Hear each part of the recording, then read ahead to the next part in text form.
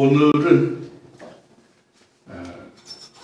에머슨의 무엇이 성공인가 라고 하는 시로 시작을 합니다.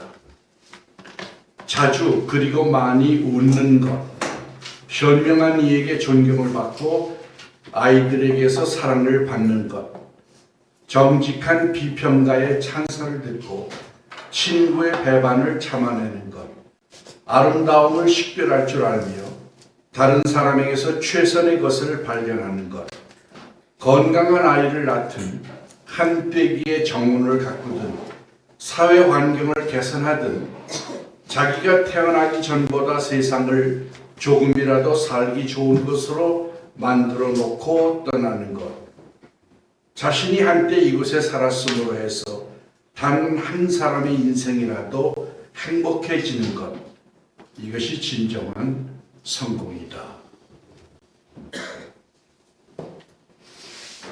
여러분, 아버지 역할이 있죠. 그리고 어머니 역할이 있습니다. 만약 여러분의 자녀가 지금 제대로 살고 있으면 성공한 겁니다. 우리는 자기를 정체성 중에서 어느 거로 나를 이해하느냐가 참 중요한데요. 우리에게 주어진 역할들을 잊을 때가 있어요. 어머니는 젖혀놓고 여자로만 자기를 생각한다든가 아버지를 젖혀놓는다든가 교회의 교인인 것을 젖혀놓는다든가 그런 경우들이죠. 오늘은 나는 누구인가 6번째 시간입니다. 그래서 오늘은 노년에 대한 얘기를 좀 해보려고 합니다. 제 아내가 설교를 코멘트를 하는데요. 뭐라고 했을 것 같아요? 너무 보수적이에요.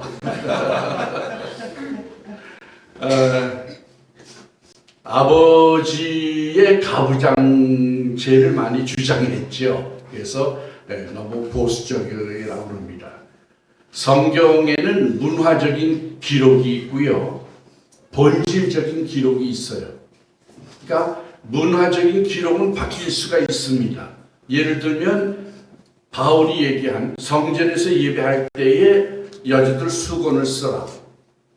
그건 지금은 안 쓰잖아요, 수건. 그건 이제 문화적인 거죠. 그러나 동성애 같은 거, 하나님이 왜 남자와 여자를 하나만 창조했고 가정을 거기서 시작했는지, 그거는 본질의 문제지 문화의 문제가 아닙니다.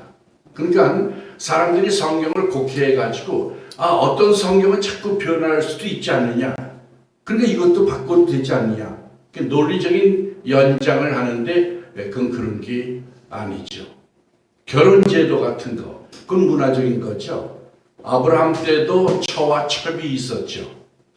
그러나 성서적인 것은 한 남자가 한 여자를 끝까지 사랑하는 것, 삶은 살아내는 거거든요. 그 안에 엄청난 과제와 사명과 축복이 있는 거예요. 그거 견뎌내야 하는 거거든요. 기분 좋다고 사귀고 기분 나쁘다고 헤어지는 게 아니고 그렇게 간단한 문제가 아니란 얘기입니다. 그런 건 일부 일처가 더 하나님께 합당한 제도다, 그렇게 봅니다. 롱펠로우라고 하는 사람이 이런 말을 했어요. 노년, 그것은 비할 바 없는 기회인 것을 하여 저녁 어스름이 없어져 가면 하늘에는 별들이 보이지 않는 낯이 가득하다네. 노년이 되면 아무 희망이 없는 거잖아요. 방도 작은 방 하나 들이고 쪼그리고 앉아가지고 하루 종일, 그렇죠? 하는 것도 없이. 그들의 의미는 뭘까요? 그냥 자연의 일부로 있다가 그러다가 쓰러져 버리고 마는 건지. 제 어머니는 요양원 생활을 오래 하셨는데 요양원 원장님이 목사님이었어요, 여자인데. 근데 그의 고백에 의하면 하나님이 인간을 끝까지 사랑하시는, 자기가 체험한 거예요. 우린 다 잊고 살잖아요. 거기 자식들도 안 와요. 바빠서 그런지 돈이 없어서 그런지 안 옵니다. 맡겨놓고 그만이에요. 그 옆에는 요양병원이 있는데 거기는 2층에 200명이 살아요. 상상이 가죠? 그러면 거기 간호사가 있느냐? 있죠. 법적으로 한두 명 있는 거예요. 그 사람들이 다 그걸 어떻게 케어해요? 그냥 죽기만 기다리는 거예요.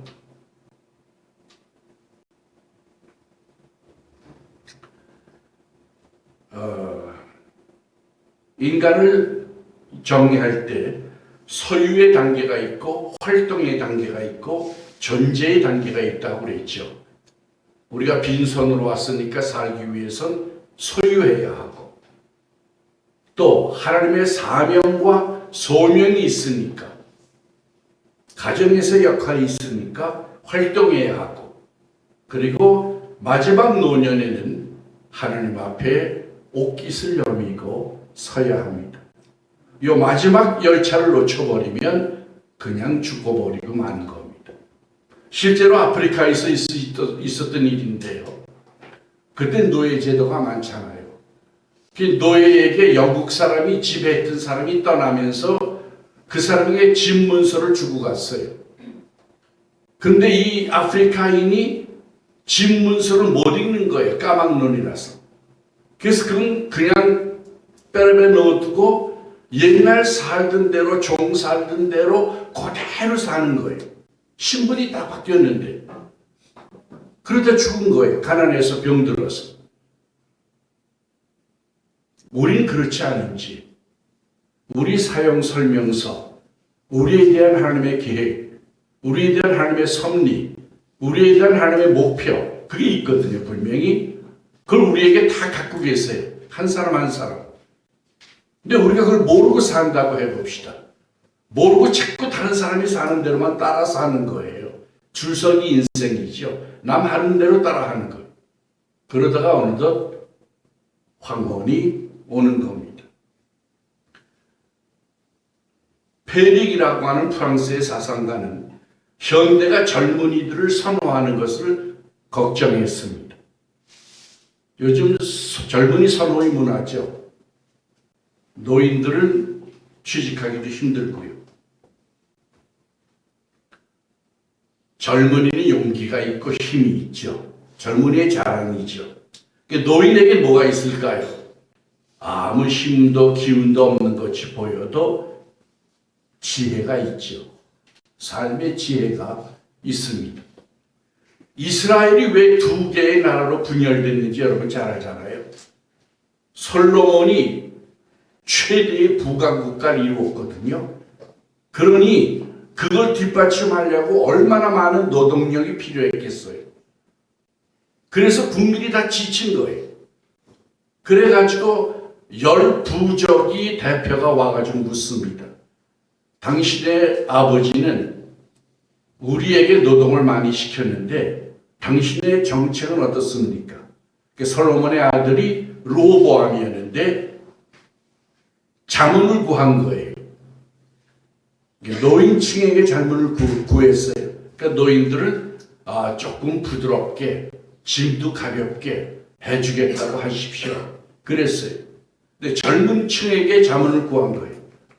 젊은이들이 뭐 치고받고죠. 이렇게 생각을 안 하잖아요. 아버지는 나무 멍에를 줬지만 나는 철멍에를 주겠다고 하십시오. 그래야 권위가 섭니다. 근데 이 르호보암이 젊은이의 조언을 받아들였죠. 그러니까 10부족이 그러면 우리는 당신을 더 이상 우리의 왕으로 섬길 수 없습니다. 그래서 우리나라가 남북으로 갈라진 것처럼 이스라엘이 남북으로 갈라지고 마는 거예요. 어드바이스 하나를 잘못했기 때문에 그 결과가 그렇게 되고 만 겁니다. 노년은 버려진 시기도 아니고 쓰레기도 아닙니다. 노년은 인생에서 가장 축복받아야 할 시기입니다. 그리고 노인들은 젊은이에 비해서 비교적 솔직합니다. 왜냐하면 이제는 더 이상 자기를 변명할 일도 없고 자신을 설득시켜야 할 일도 없기 때문입니다. 그리고 오직 하나님 앞에 서는 과제만 남았기 때문입니다. 성경을 보도록 하겠습니다. 노년에 대해서 하나님은 어떻게 대우하는가? 아브라함을 하나님이 몇 세에 부르셨나요? 75세에 부르셨죠. 그 이전에 어디 살았어요? 갈대아 우르에 살았잖아요. 고고학자들의 발견에 의하면 우르 그쪽 지방의 문화가 엄청나게 화려했답니다. 그럼 하나님이 젊고 재산이 있었죠. 아버지가 우상장사를 해가지고 재산이 있었거든요. 왜 그때 안 불렀을까요? 그리고 몇 세의 응답이 왔습니까? 하나님의 축복의 약속이 75세 약속을 해서 아들 약속을 했죠. 100세의 아들을 가졌어요. 그러니까 약속이 언제 옵니까? 25년 뒤에 왔어요.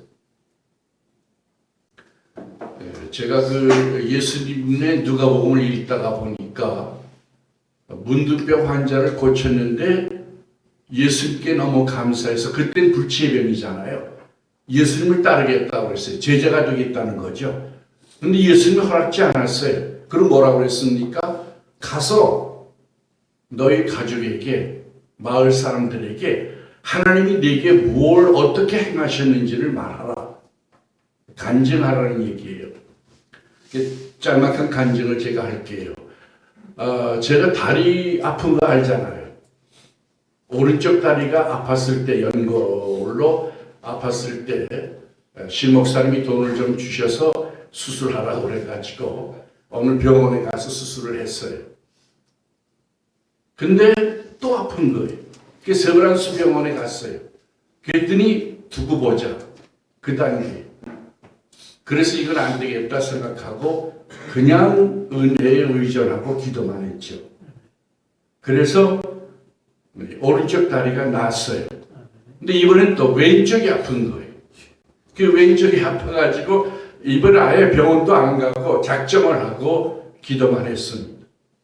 근데 지금은 그 진통제를 2번 먹던 걸 1번 먹고요. 안 먹어도 될 정도입니다. 몇 년인가요? 한 3년? 4년 걸렸죠. 그러면서 뭘 느꼈냐면, 믿음은 순간의 고백이 아니고 살아내는 거다. 살아내는 거. 그러니까 아브라함이 25년 동안 줄곧 믿음을 바쳐야 아들이 생기는 거예요. 가다가 중간에 에이 뭐 그런 일이 있겠어. 불가능한데. 그리고 접어치워버렸으면 아브라함의 역사는 없는 겁니다.